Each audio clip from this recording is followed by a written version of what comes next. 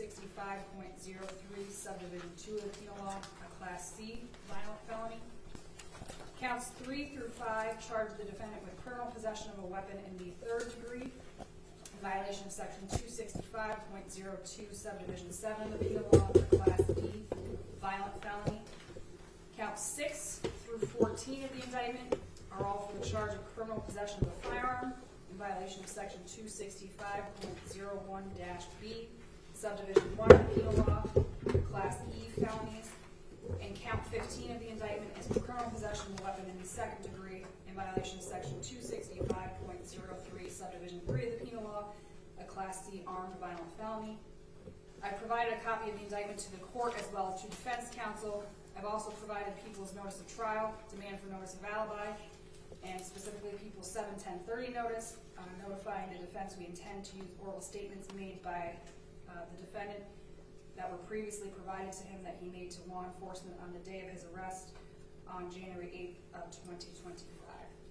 Mr. Greenwich, do you acknowledge receipt? Judge, I acknowledge receipt. I will waive any further formal reading of the 15-count indictment and ask the court to enter a plea of not guilty on behalf of Mr. Dotto.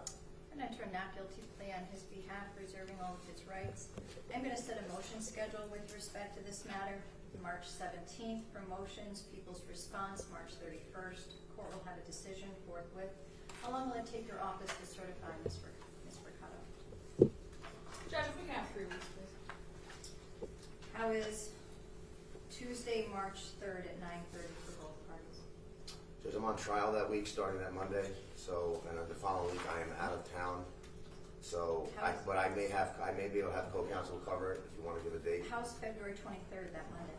That'll work, Judge. Does that work for you as well, Ms. Mercado? Yes, Your Honor.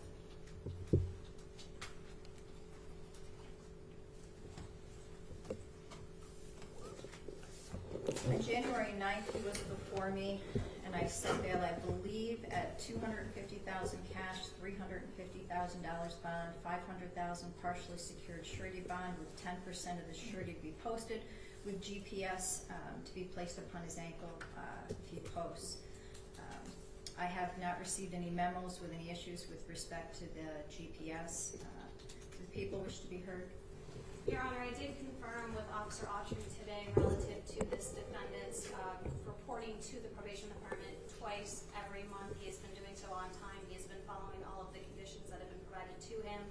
Based upon the representations from Officer Autry and the fact that he did post a $350,000 bond, the people are not seeking any change to the court's prior decision relative to his release status. Thank you. Mr. Greenwich, do you wish to be heard?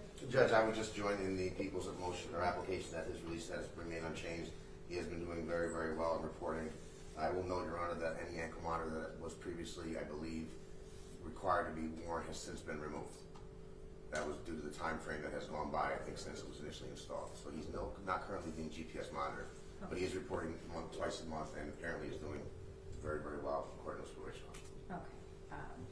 Do you wish to be heard further with respect to the GPS? Just in regards to the GPS, Your Honor, back in May, I do believe we provided notification to Your Honor and to defense counsel that, again, the probation department was wondering whether or not there would be another extension because we did seek one extension relative to this case, and they indicated that he was reporting as he was supposed to. There was no issues with the GPS at all, and based upon that, we did not seek a further extension.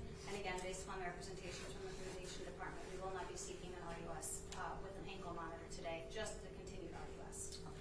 Based upon the statements from Ms. Lane-Lewis today, I will continue his release status as is. Can we provide Mr. Greenwich a Parker admonishment and a court date notification form, please, to review with his client?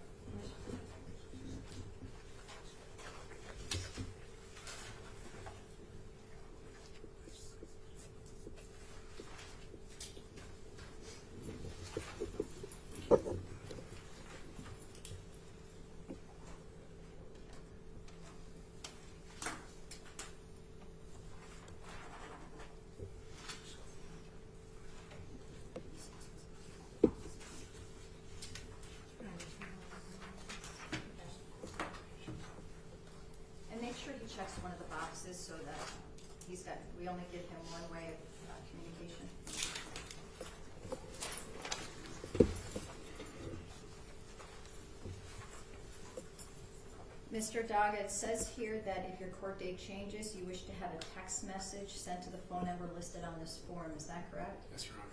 Please know if your phone is lost, stolen, broken, for whatever reason you don't have access to it, you cannot use that as an excuse. You have to keep in touch with your attorney. He's going to know all the new court dates as well. Do you understand? I understand, Your Honor. Did you review this Parker admonishment with your attorney? Yes. And in addition, did you read it or have it read to you? Yes, Your Honor. Do you fully understand the terms? Yes, Your Honor. Do you understand that you have an absolute obligation to appear at each and every stage of your criminal case? I understand, Your Honor. Do you understand if you willfully fail to appear, the case can and will move forward without the benefit of your presence? I understand, Your Honor. That includes any pretrial hearings, a trial, and if you are convicted, sentencing. Do you understand that? I understand. You would forfeit your right to be here and a warrant would be issued for your arrest. Do you understand? I understand. Is that consistent with your review of this document? Yes, Your Honor. Did you sign this document here in open court today? Yes, Your Honor. And do you agree to be bound by those terms? Yes, Your Honor. I'm going to sign it as well. I'm going to file it with the clerk's office. Anything else by either party? Not from the people, Your Honor. Not from the defense, Your Honor. Okay, this matter's concluded. We'll Thank see you, every- Judge. no, we'll see everybody back here on Thank you. February 23rd.